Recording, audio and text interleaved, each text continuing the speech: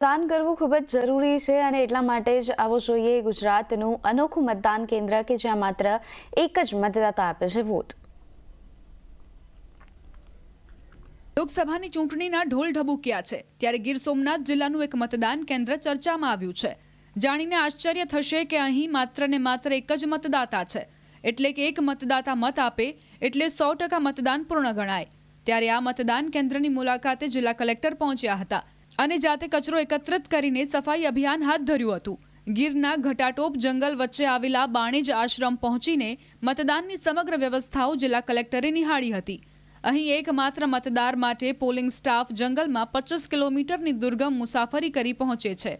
મતદારોની દ્રષ્ટિએ ભારત એ વિશ્વની સૌથી મોટી લોકશાહી છે। સાથોસાથ વિશાળ અને વૈવિધ્યતાના કારણે પણ દેશનો એક પણ નાગરિક મતદાનથી વંચિત ન રહી જાય તે જરૂરી છે। ત્યારે ભારતના ચૂંટણી પંચના એવરી વોટ કાઉન્ટ્સના અભિગમને સાર્થક કરવામાં ગીર સોમનાથ જિલ્લાનું ચૂંટણી તંત્ર પણ સજ્જ બન્યું છે। જામવાડાથી આશરે 25 કિલોમીટર દૂર અને દુર્ગમ જંગલમાં આવેલ બાણેજ મતદાન મથક પર એકમાત્ર મતદાર માટે 15 લોકોના પોલિંગ સ્ટાફની વ્યવસ્થા કરવામાં આવી છે। જિલ્લા કલેક્ટરની આ મુલાકાત વેળાએ બાણેજ આશ્રમમાં પ્લાસ્ટિક બોટલનો કચરો જોતા કલેક્ટરે જાતે જ બધો કચરો ઉઠાવી જંગલમાં સફાઈ અભિયાન શરૂ કર્યું હતું, જેમાં ચૂંટણી તંત્ર સાથે સંકળાયેલા અધિકારીઓ કર્મચારીઓ પણ જોડાયા હતા।